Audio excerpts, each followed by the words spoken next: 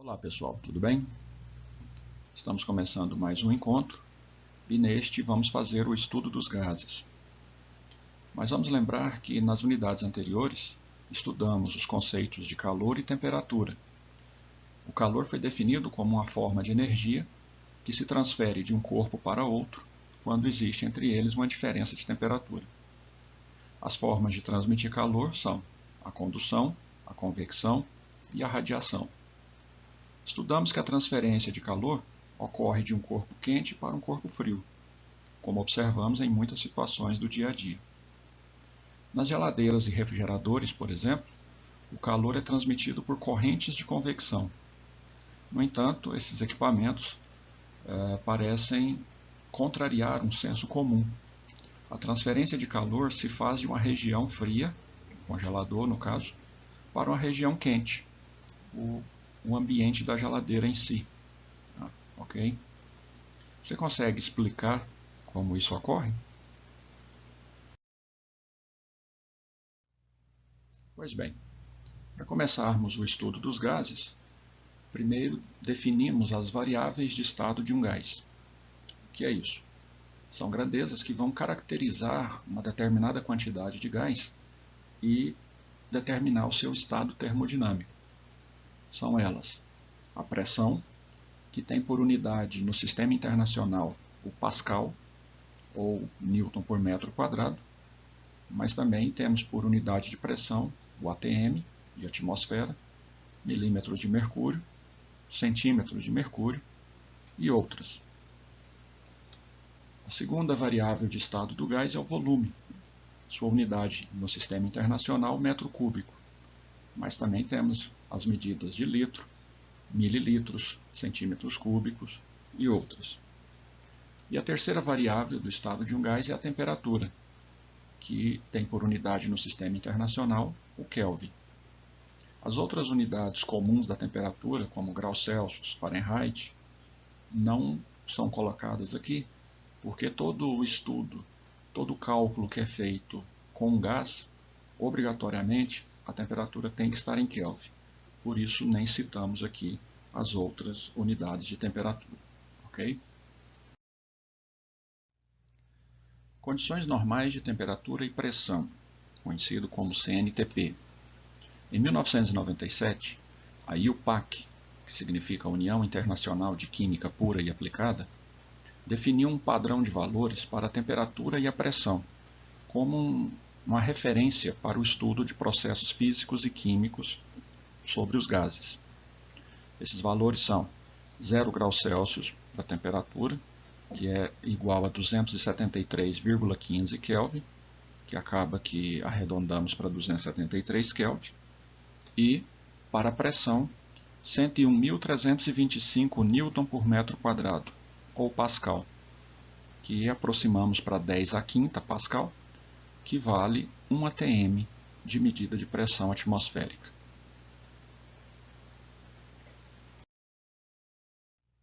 O estudo dos gases começa com a definição das transformações gasosas.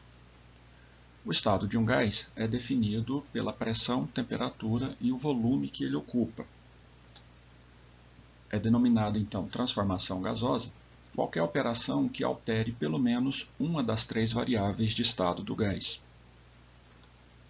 Contudo, se você alterar uma das três variáveis, sempre uma das outras duas ou as outras duas vão reagir também sofrendo alterações. Por exemplo, se você alterar a temperatura de um gás, sempre irá alterar a pressão ou o volume do gás, ou ambas variáveis. Okay? Isso que a gente vai então analisar passo a passo a partir de agora. Muito bem. A primeira transformação que vamos analisar é a transformação isotérmica, conhecida como lei de Boyle-Mariotti.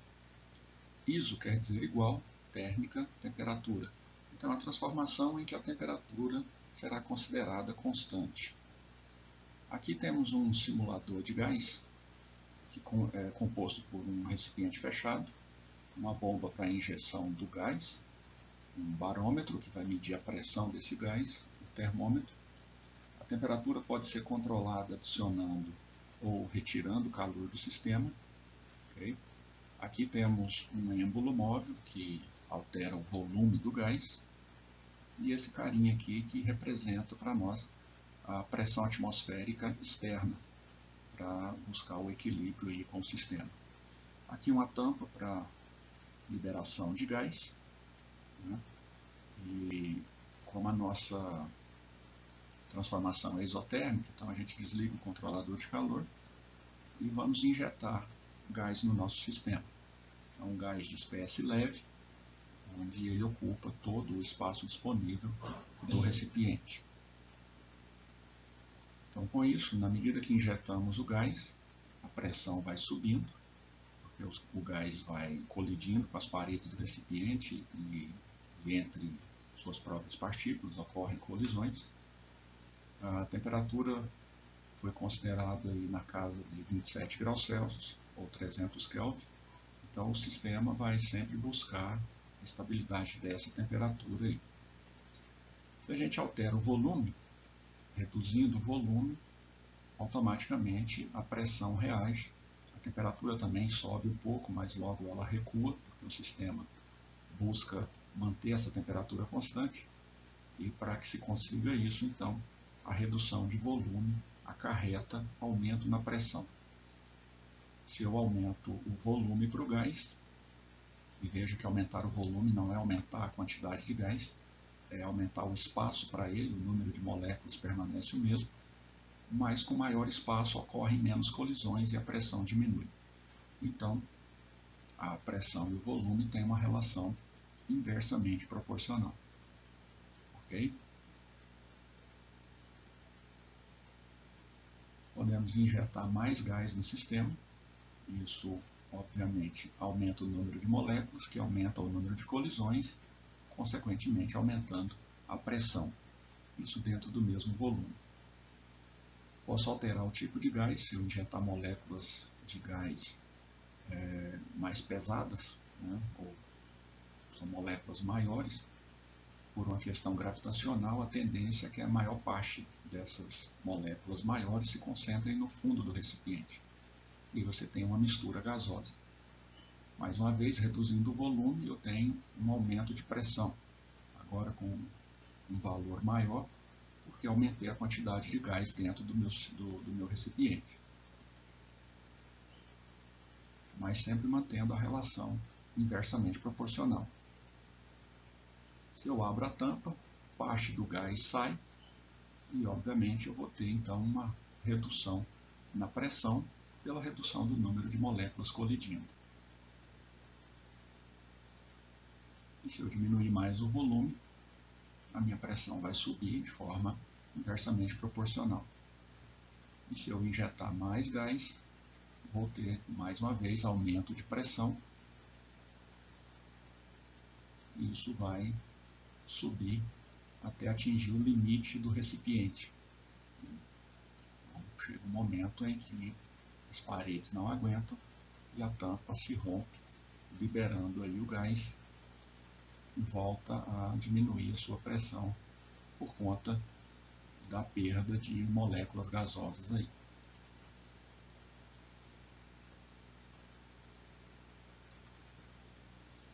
Muito bem. Então, o conceito da transformação isotérmica, né, mantendo a temperatura constante, se você variar a pressão, você vai ter uma resposta do volume de forma inversamente proporcional. Se a gente montar uma relação gráfica entre a pressão e o volume, que são as variáveis que estão mudando, se eu tenho um volume inicial V0 reduzido, esse gás vai estar comprimido ali dentro, ou que a gente costuma dizer, ele vai estar pressurizado, então obviamente eu vou ter uma pressão elevada. Se eu aumento o volume para o gás, se eu dou mais espaço para ele, obviamente a pressão dele então diminui pela sua relação inversamente proporcional, e isso vai nos dar um gráfico cuja curva se chama isoterma. Lembrando, iso de igual, terma de temperatura. Na prática, o que esse gráfico significa? Que quando eu estou na pressão inicial e o seu respectivo volume inicial, eu estou nesse ponto aqui do gráfico, eu estou a uma certa temperatura. Quando eu aumento o volume para V1, a minha pressão cai para P1, inversamente proporcional. E aí eu estou nesse ponto da nossa isoterma. Contudo, a temperatura é exatamente a mesma. Se eu pego um outro ponto qualquer aqui, uma outra pressão aqui, eu vou ter para ela um correspondente volume. Contudo, a nossa temperatura é exatamente a mesma. Então é isso que significa essa curva chamada de isoterma. Em qualquer ponto dela, você vai estar sempre à mesma temperatura. Matematicamente, grandezas inversamente proporcionais significa que se você multiplicar o volume inicial pela pressão inicial, isso vai dar um resultado tal que a pressão final vezes o volume final dá o mesmo valor, dá uma constante. Por que isso? Porque se eu aumento o volume, a minha pressão diminui. Então, na proporção que eu aumento o volume, numericamente, a minha pressão diminui. Então, esse produto aqui dá o mesmo valor quando eu estiver com a minha pressão alterada e o meu correspondente volume alterado. Okay? O que interessa aí matematicamente é exatamente essa relação, que é a lei de Boyle-Mariotti. Pressão inicial vezes volume inicial é igual a pressão final vezes o volume final.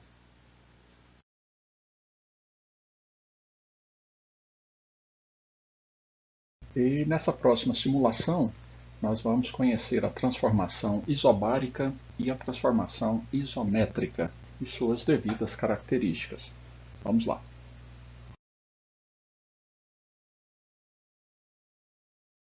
Ok. Vamos iniciar então a nossa análise pelo nosso simulador de gás, considerando a primeira transformação, a isobárica, a pressão constante. Essa pressão vai ficar estabilizada entre 1,4 e 1,5 atm. Dessa forma, o volume está equilibrado, mas se começarmos a acrescentar calor ao sistema, a temperatura vai subir, fazendo também a pressão aumentar. Lembrando que pressão é força sobre área, essa força extra da pressão vai conseguir empurrar o sistema móvel, aumentando assim o volume do gás. Esse aumento de volume faz a pressão reduzir, voltando para aquele valor estabilizado no início. Se resfriamos o sistema, tiramos energia do gás, o que diminui, além da temperatura, a sua força interna. E aí a pressão externa consegue empurrar o sistema, reduzindo o volume desse gás até que haja o equilíbrio com a pressão pré-determinada novamente. Se eu empurrar o sistema, forçando o volume, ele recua, ele volta para sua posição de equilíbrio para garantir aquele valor estabilizado na pressão. Tanto se eu comprimir ou se eu expandir o volume do gás, ele volta para a posição de equilíbrio. Então, se eu quero alterar o volume, eu preciso obrigatoriamente alterar a temperatura do gás, para que se restabeleça novo equilíbrio entre a pressão interna e a externa, de acordo com a quantidade de energia do sistema, que está diretamente vinculado à temperatura.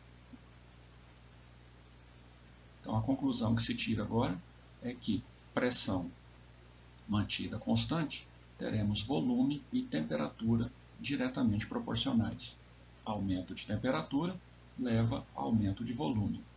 Redução na temperatura leva a redução do volume. Tudo para manter a pressão estabilizada. Agora, vamos determinar um certo volume para o nosso sistema e considerar esse volume constante. Veja que a alça que manipula o volume foi desativada. E aí perceba, se eu resfriar o meu sistema, observe que a pressão começa a cair. O volume agora está fixado. e se eu aquecer o meu sistema, a minha pressão começa a subir. Isso tudo sem alterar o volume. É isso que acontece, por exemplo, na sua panela de pressão em casa. Quando você leva ela ao fogo, aumentando a temperatura, a pressão interna aumenta, diminuindo o tempo de cozimento dos alimentos. Mas isso é assunto que nós vamos discutir em outro momento, em outro capítulo.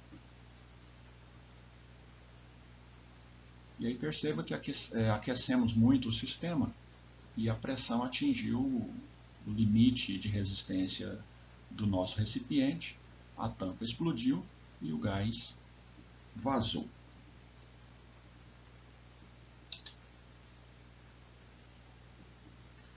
Pois bem, pessoal, então, essa transformação foi a isobárica, também conhecida como lei de Charles e Gay-Lussac, são dois cientistas que fizeram esse estudo na época.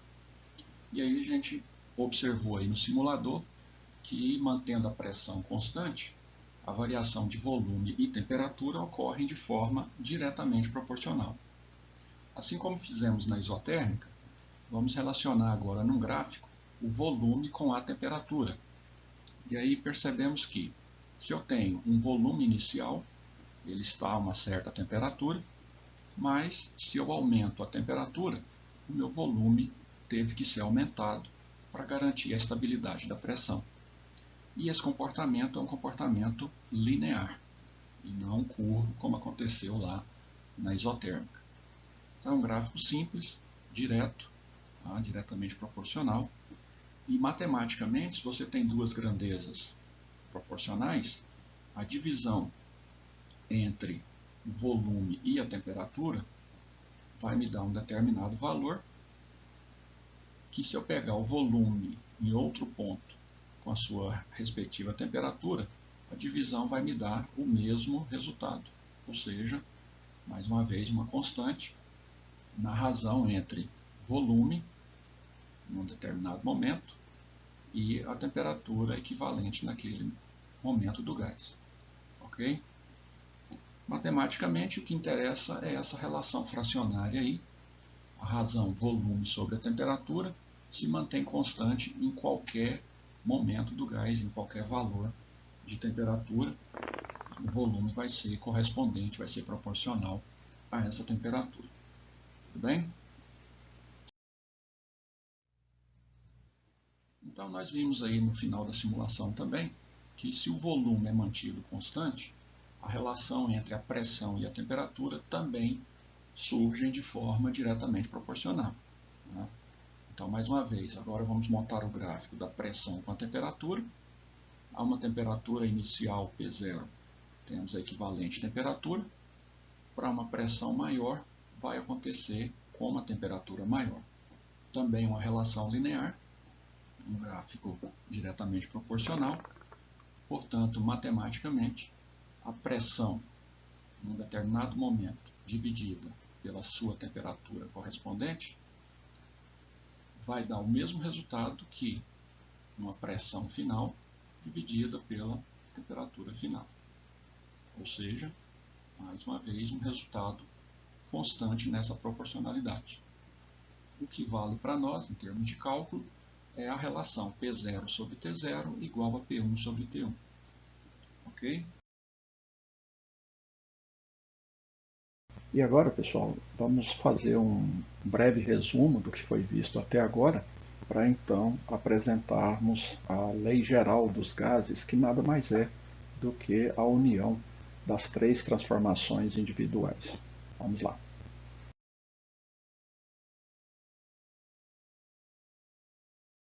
A primeira transformação vista foi a transformação isotérmica, ou a lei de Boyle-Mariotti. Isotérmica, relembrando, ISO igual térmica temperatura. Então, é uma transformação em que se mantém a temperatura do gás constante. Isso quer dizer que a relação entre a pressão e o volume do gás é inversamente proporcional. Um aumento do volume do espaço ocupado pelo gás leva a uma redução proporcional de sua pressão, e a redução do espaço ocupado pelo gás leva a um aumento proporcional da pressão. Portanto, matematicamente, o produto pressão vezes volume num estado inicial do gás dá o mesmo resultado que o produto pressão vezes volume no estado final do gás. Então, pressão vezes volume dá sempre o mesmo resultado, uma constante K. Em seguida, aprenderam a transformação isométrica de volume constante. Por exemplo, a panela de pressão, em que o volume não é alterado e o aumento da temperatura dessa panela leva a um aumento proporcional da pressão do gás ali dentro. Portanto, matematicamente, a divisão pressão pelo volume num estado inicial é igual à divisão da pressão pela temperatura num estado final. Então, a razão pressão sobre volume vai dar sempre também um valor constante, uma constante K. Depois, aprenderam a transformação isobárica, quer dizer, manter a pressão constante sobre o gás, que é a lei de Charles e Gay-Lussac. Essa transformação com a pressão constante mostra que a relação entre o volume e a temperatura é diretamente proporcional. A razão volume pela temperatura num estado inicial dá o mesmo resultado que a razão volume sobre a temperatura num estado final. Ou seja, a razão volume pela temperatura, mais uma vez, nos dá uma constante K. Só lembrando que nessas três transformações particulares, a simbologia K, como a constante fruto das relações matemáticas, ela não é a mesma nas três transformações, ok? Não é porque usamos a letra K que quer dizer que pressão vezes volume, pressão sobre temperatura e volume sobre temperatura vai nos dar um mesmo resultado K. Em cada uma das transformações, esse K vai ter um valor diferente das outras transformações. O que tem que ficar muito claro é que quando dizemos que a razão pressão sobre temperatura dá uma constante, isso vai depender das condições e das características do gás em si. Pois bem, então vimos essas três transformações. Agora, o que podemos observar? Pressão e volume são inversamente proporcionais e pressão e volume são diretamente proporcionais à temperatura. Então, se combinarmos essas três relações, teremos uma transformação genérica, ou a lei geral dos gases, que quer dizer que será uma situação qualquer, uma situação aleatória, em que as três variáveis, pressão, volume e temperatura, sofrerão alterações. Então, pegando a primeira relação, pressão vezes volume, inversamente proporcionais entre si, ambos, pressão e volume, são diretamente proporcionais à temperatura. Portanto, podemos colocar a temperatura relacionada com a pressão e o volume de forma diretamente proporcional. E aí temos pressão vezes volume divididos pela temperatura, no estado inicial, será igual a pressão vezes o volume dividido pela temperatura num estado final. E, claro, por uma conclusão simples, óbvia e matemática, isso vai nos dar um resultado constante.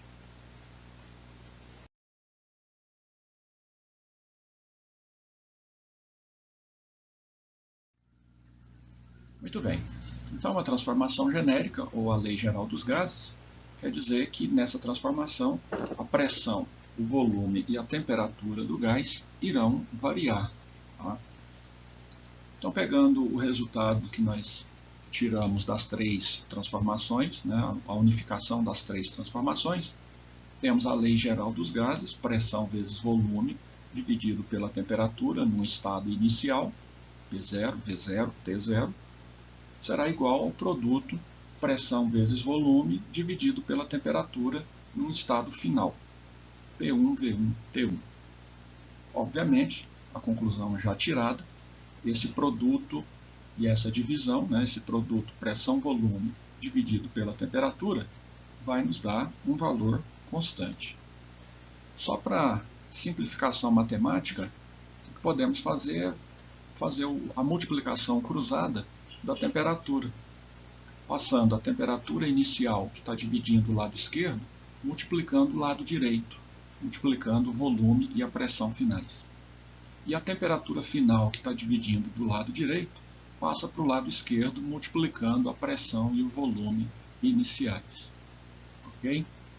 Então, temos aí a relação matemática, volume vezes pressão inicial, vezes a temperatura final, é igual ao volume vezes a pressão finais, vezes a temperatura inicial. Então, essa ordem matemática, a ordem dos fatores, não altera o produto, vocês sabem bem disso, né? Alguém pode questionar por que foi invertido o V0 e o P0, o V1 e o P1, mas isso é só uma questão de facilidade para você memorizar essa fórmula. De forma simples, a gente faz a leitura dela como Vopoti-Vipito, considerando o 0 como se fosse uma letra O e o número 1 como se fosse uma letra I.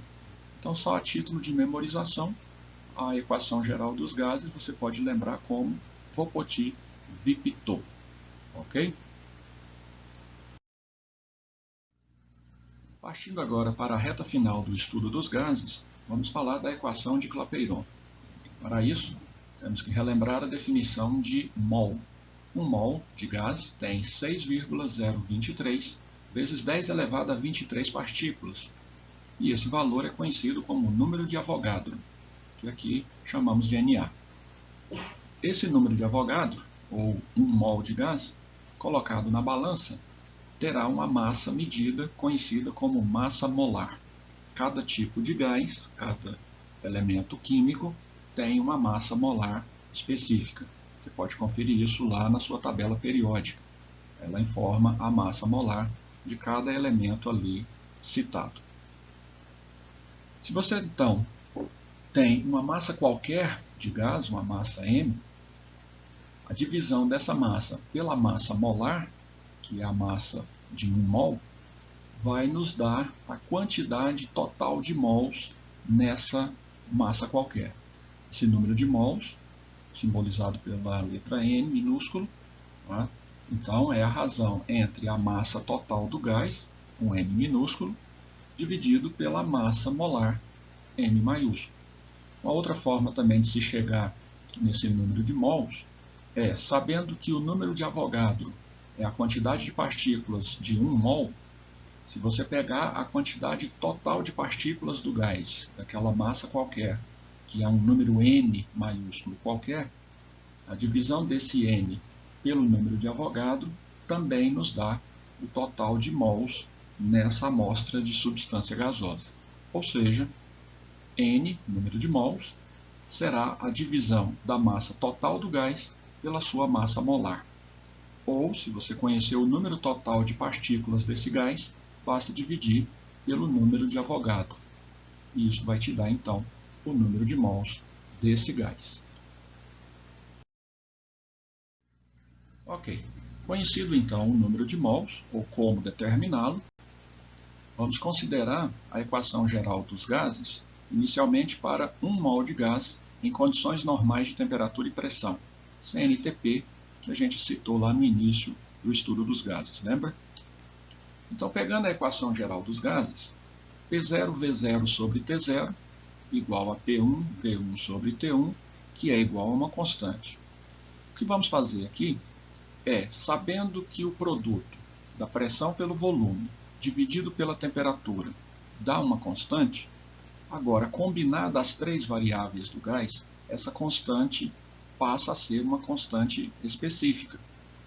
A letra K seria uma constante qualquer, tanto que nas 3 transformações individuais lá, cada vez aquela constante vai dar um valor diferente, mas quando você combina as 3 variáveis, pressão, volume e temperatura, sempre se chega a uma mesma constante, em qualquer situação. Se você colocou pressão, volume e temperatura num estado qualquer do gás, você vai encontrar sempre a mesma constante, que então deixa de ser chamada de constante K e passa a ser chamada de constante R, em que R é chamada constante universal dos gases ideais. Okay? E ela vale para todos os gases. Então, se você agora tem uma amostra com N mols de partículas e não apenas 1 mol, temos que colocar esse N mols multiplicando a nossa constante R. Portanto, pressão vezes volume dividido pela temperatura numa situação qualquer do gás, num estado qualquer, vai ser igual a N vezes R. Passando a temperatura que está dividindo para o outro lado multiplicando, teremos pressão vezes volume igual a nRT, número de mols, vezes a constante do gás, vezes a temperatura. E essa é a equação de Clapeyron, PV igual a nRT. Bom, pessoal, então aqui eu vou encerrar a parte teórica do capítulo de estudo dos gases. No vídeo seguinte, eu vou apresentar os exercícios resolvidos, aqueles exercícios prontos que estão lá no livro, para então vocês terem uma referência e poderem fazer os propostos e colocarem lá na pasta de atividades. Então fica aí a seu critério assistir o próximo vídeo somente com a resolução dos exercícios modelo, ou quem preferir pode olhar esses exercícios que estão lá no livro e em seguida tentarem fazer os propostos, tá certo? Então, bons estudos. Qualquer dúvida é só nos procurar. Tchau, tchau. Até o próximo vídeo.